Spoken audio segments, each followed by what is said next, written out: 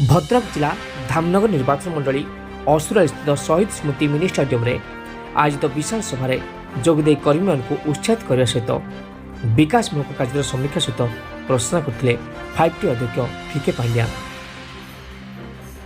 यह सभार 15,000 ऊर्ध्व लोक देखा मिलता। भद्रक हेमंत महालिक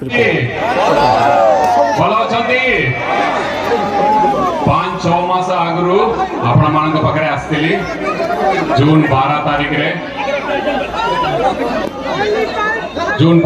रे आपण मान पाखे धामनगर रे मु आपन मेटिली बहुत खुशी लगी आपण मान स्नेह भल पाइबा मते और कठिन परिश्रम करने को प्रेरणा देछि और माननीय मुख्यमंत्री बहुत खुशी आपण मान भल निश्चित भाव ओडिशार माननीय मुख्यमंत्री नवीन पट्टनायक को कृतज्ञता जनइबी से VK पांड्यन सार को जून 12 तारीख जो धामनगर ग्रस्त पठे से धामनगर ग्रस्त जो VK पांड्यन सार आसते 100 कोटी ऊर्ध्व टंका मंजूर कर माननीय मुख्यमंत्री से माननीय मुख्यमंत्री को कृतज्ञता जनाऊँगी। आज जो VK पांड्यन सार 5T एवं आम ओडिशा नवीन ओडिशार अध्यक्ष से आज आम अंचल को आसचंती निश्चित भाव में आम गर्वित आम कृतज्ञता जनाऊँ।